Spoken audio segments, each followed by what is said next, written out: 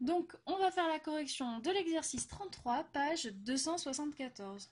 Dans cet exercice 33, il était question d'un bagage en soute. Ce bagage en soute avait une masse de 20 kg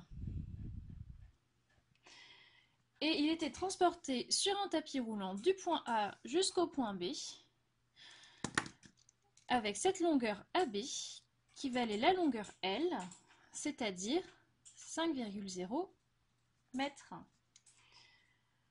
On vous disait que l'angle entre le sol et le vecteur AB ici, il valait alpha qui était égal à 15 degrés. En première question, on vous faisait directement l'inventaire des forces. On vous disait donc que la valise, elle est soumise à son poids. Donc on peut tout de suite représenter le poids de la valise. Il va être vertical vers le bas. On ne se soucie pas de l'échelle ici. Ensuite, on nous dit que l'action du tapis est modélisée par une force motrice F dans le plan du tapis. L'idée, c'est que le tapis, son but, c'est d'amener la valise du point A au point B. Donc cette force, elle va être parallèle au tapis. Elle va s'appliquer sur la valise. Elle sera dans le sens du mouvement. Ici, vous avez donc la force F, la force motrice. Et ensuite, vous avez la réaction du support, ce qui fait qu'en fait, la valise ne passe pas à travers le tapis. Cette réaction du support, elle va être perpendiculaire, ici, au vecteur AB. Elle n'est pas perpendiculaire au sol, elle est perpendiculaire ici, au vecteur AB. Vous avez donc ici vos trois forces qui sont schématisées. Autre petite information qui peut avoir son importance, on vous disait que pour aller du point A au point B, la vitesse sur le tapis restait constante. On a donc une vitesse qui est égale à une valeur constante. On va passer maintenant à la question 2. Dans la question 2, petit a, il fallait montrer que le travail du poids lors du déplacement de la position A à la position B était W sur le trajet AB de P. On nous demandait de montrer que c'était égal à moins M fois G fois L fois sinus alpha. Alors ici, cette démonstration, elle était un petit peu mathématique. Donc on va y aller pas à pas. Et vous allez voir, ça ne va pas être trop sorcier, normalement. Donc nous, on sait que le travail sur AB du poids, c'est égal au produit scalaire de P et de AB. Donc c'est P scalaire AB. On a vu dans le cours que ça revenait en fait à faire la norme du poids multipliée par la norme du vecteur AB multipliée par cosinus d'un angle θ, θ étant l'angle entre P et AB. Si on représente P, le poids, il est vertical vers le bas, et AB, en fait, il est par ici. Ici, vous avez l'horizontale, ça veut dire que ici, vous avez 90 degrés, et ici, vous avez l'angle alpha, en fait, c'est cet angle qui est là. Donc, votre travail entre A et B du poids, c'est égal du coup à la norme du poids. La norme du poids, c'est M fois G. AB, on a vu ici que ça valait L. Donc, on est à MGL. A priori, ça démarre pas trop mal puisqu'on retrouve le MGL ici. Multiplié, du coup, par cosinus de θ. Et θ, en fait, c'est cet angle-là, en fait. C'est l'angle entre P et AB. Alors, cosinus de θ, ça va être égal à cosinus de 90 plus l'angle alpha. Et alors là, vous devez faire intervenir une propriété mathématique qui est de dire que quand on a le cosinus de 90 plus un angle alpha, c'est égal à moins sinus de cet angle alpha. Et alors ça, on peut le montrer assez facilement avec le cercle trigonométrique. Donc si on trace le cercle trigonométrique, on va le tracer ici. Ici, vous avez l'axe sur lequel on lit la valeur du cosinus. Ici, vous avez l'axe selon lequel on va lire la valeur du sinus. Ici, le cosinus il vaudra 1 quand on est rendu ici à l'intersection du cercle et de l'axe. Quand on est rendu ici à l'intersection du cercle et de cet axe ici, on sera rendu à 1. Ici, ça sera moins 1. Ici, ça sera moins 1. Donc sur l'axe vertical, on lit la valeur du sinus de l'angle et sur l'axe horizontal, la valeur du cosinus de l'angle. Si on prend un angle alpha, représenté ici. Maintenant, on va tracer l'angle 90 plus alpha, c'est notre angle θ. L'angle 90 plus alpha,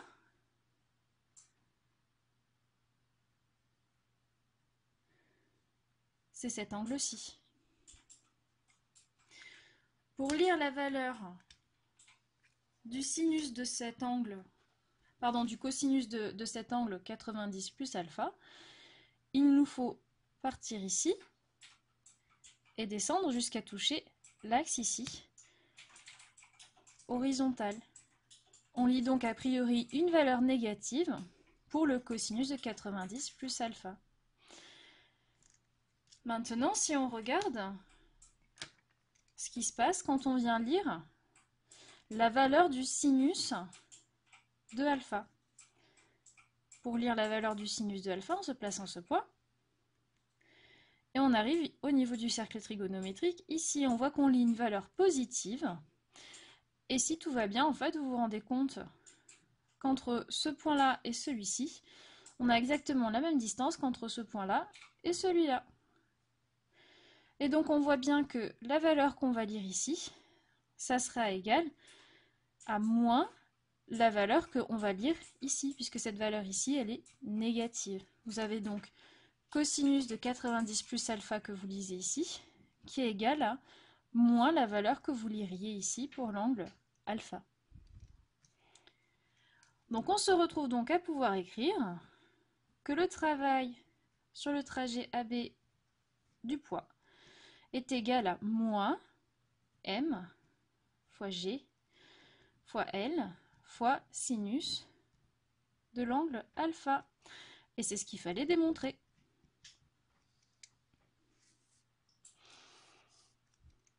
Maintenant, on va passer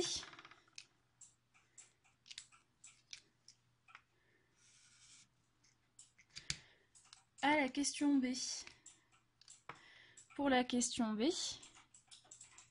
il nous fallait exprimer le travail des deux autres forces qui sont présumées, du coup, constantes. Ici, on avait le travail du poids. Et maintenant, il va nous falloir le travail de R et le travail de F. Donc, on va regarder le travail de R, la réaction du support.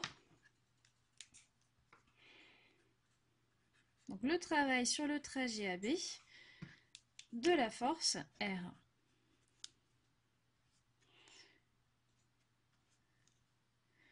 Si on regarde le vecteur R, il est perpendiculaire ici au vecteur AB.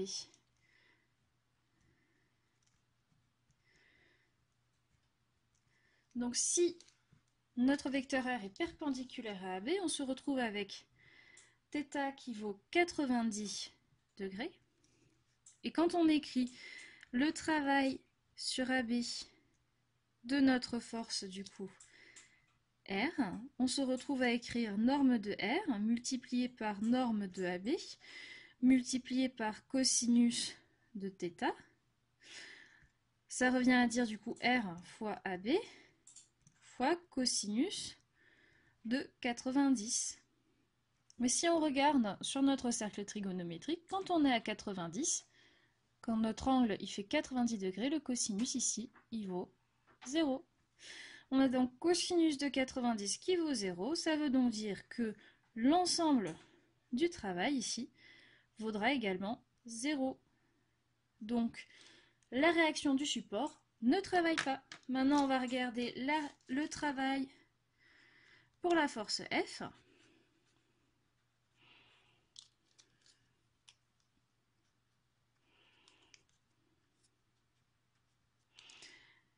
Et donc là, si on regarde, la force F,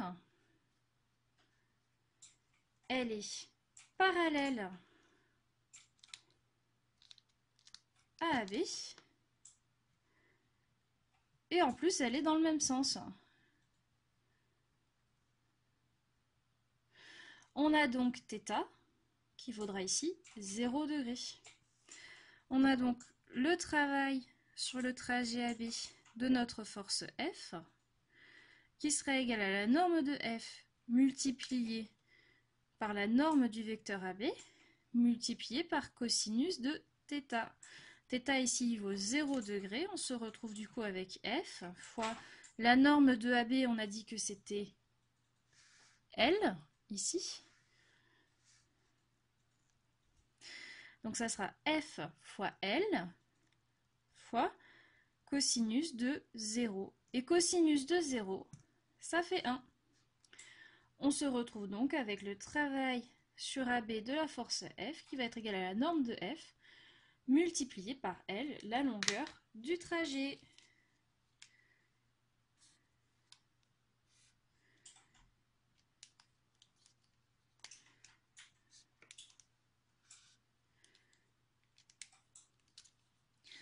On peut à présent passer à la question 3.A. Dans la question 3.A, on nous demandait de justifier que l'énergie cinétique reste constante le long du déplacement. Et alors nous, on sait que l'énergie cinétique, c'est égal à 1/2 de la masse fois la vitesse au carré. La masse, c'est constant. Et il se trouve que dans notre cas, la vitesse ici aussi, elle est constante.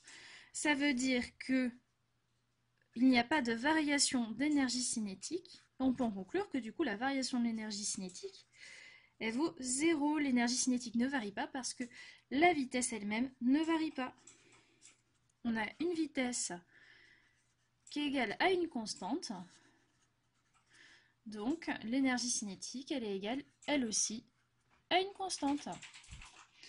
On peut passer à la question petit b. Si on vous demande de prouver que la variation de l'énergie cinétique, elle est nulle, c'est-à-dire que l'énergie cinétique ne varie pas, ça sous-entend qu'il va falloir utiliser ici le théorème de l'énergie cinétique. Et alors le théorème de l'énergie cinétique, ça nous dit que la variation de l'énergie cinétique, c'est égal à la somme des travaux sur le trajet AB de toutes mes forces. Et donc nous, dans le cas qu'on vient de voir, delta EC, ça vaut 0. Donc ça revient à dire, on va avoir 0 qui est égal à la somme des travaux des forces. Et alors en travail de force, on va avoir du coup 0 qui va être égal du coup au travail de la force R plus le travail de la force F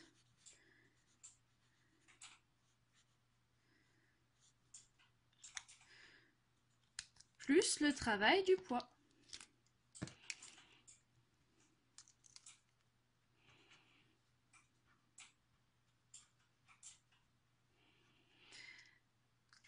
Et alors, d'après ce qu'on a vu dans les questions précédentes, le travail du poids, ici, c'est moins m fois g fois L fois sinus alpha. Ça veut dire qu'on va pouvoir le remplacer. On se retrouve donc avec 0 qui est égal, du coup, on a dit à moins m fois g fois L fois sinus de alpha. Ça, c'est ce qu'on a trouvé dans la question 2A. Dans la question 2B, on a dit que le travail de la force R, ici, W de R, sur le trajet AB, on a dit qu'il valait 0 joule. On peut donc remplacer ici par 0.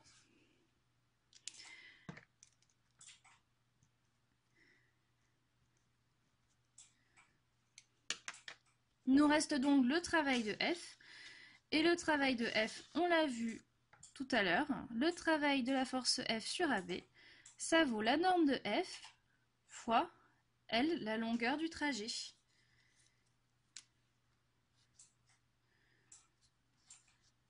Et nous, ce qu'on cherche ici, c'est la norme de F. C'est ce qui nous est demandé. Il ne nous reste plus qu'à isoler F. On se retrouve avec l'équation suivante. 0 qui est égal à F fois L, moins du coup M fois G fois L fois sinus alpha. On cherche à isoler F et on trouve du coup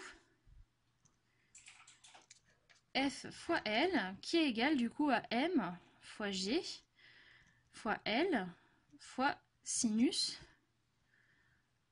alpha. Ici, on se rend compte qu'on peut tout à fait simplifier par L, là et là. Vous avez donc la norme de la force F qui est égale à M fois G fois sinus alpha. On n'a plus qu'à remplacer M, on a dit que la valise faisait 20 kg, multiplié par G, c'est-à-dire 9,81, multiplié du coup par sinus de alpha. Alpha, on a dit que c'était 15 degrés. Vous vous retrouvez donc avec une force F, une norme de la force F, égale à 50,8, et attention, on n'oublie pas l'unité, Newton. La norme d'une force, c'est toujours en Newton. Voilà, c'est tout pour cet exercice.